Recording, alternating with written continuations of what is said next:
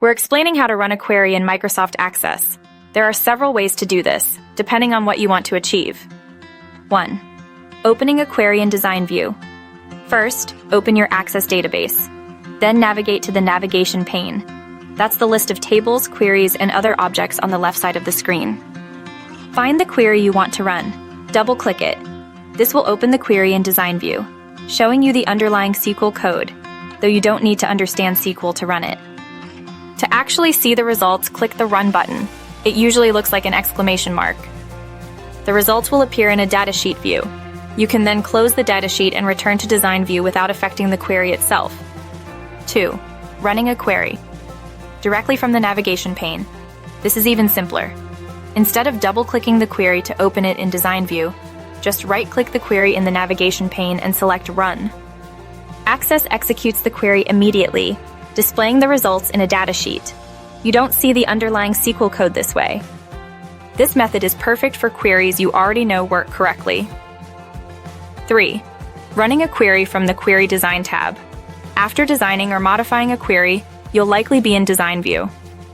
The Run button is located on the Design tab, usually in the Results group. Clicking this will execute your query, and the output shows in a datasheet, ready for viewing, exporting, or further analysis. You might need to save your query before running it, especially if you've made changes. Access will prompt you to save. 4. Using the Run command in VBA. If you're comfortable with VBA, Visual Basic for Applications, you can run queries programmatically within Access. You'd use code like docmd open query your query name. Replace your query name size with the actual name of your query. This approach is more advanced and is useful for automating tasks or integrating queries into larger applications within Access.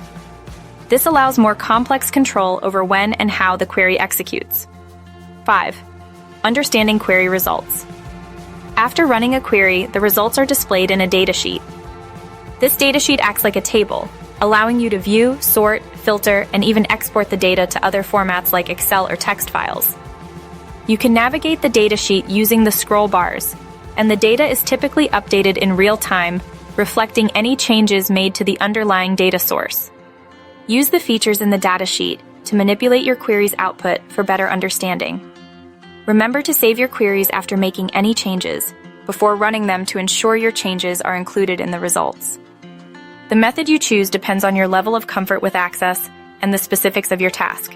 Each method allows you to view the outcome of your query efficiently.